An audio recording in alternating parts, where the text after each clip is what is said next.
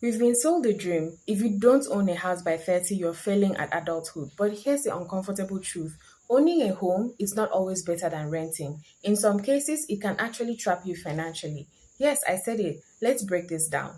Point one, owning a home is not automatically a good investment. People love to say renting is throwing money away, but guess what? Mortgage interest, property taxes, maintenance insurance, renovations, that's money too. For the first 5 to 10 years of most mortgages, you're mostly paying interest, not building equity.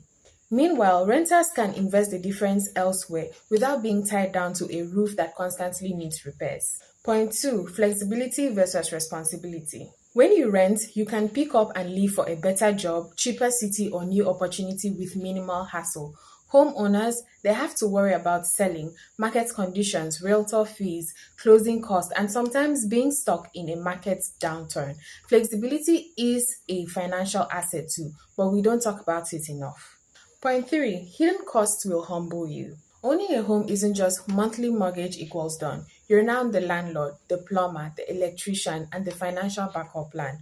Roof leaks, your bill. Water heater dies, your bill. Property tax hike, your bill. Renters don't get surprise $1,000 or millions of naira repair quotes. Homeowners do, and those costs can eat away at the so-called investment returns fast. Point four, financial goals matter more than tradition. Some people are better off renting and investing aggressively, especially if they value mobility or are in a high cost area.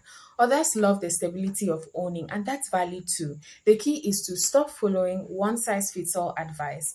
A house is only a dream if it fits your life and not just society's timeline. Buying isn't always better. Renting isn't always wasting. It's about strategy, not status. Subscribe for more no-fluff personal finance truths that actually help you build wealth. And comment below, do you think owning or renting makes sense for you right now and why?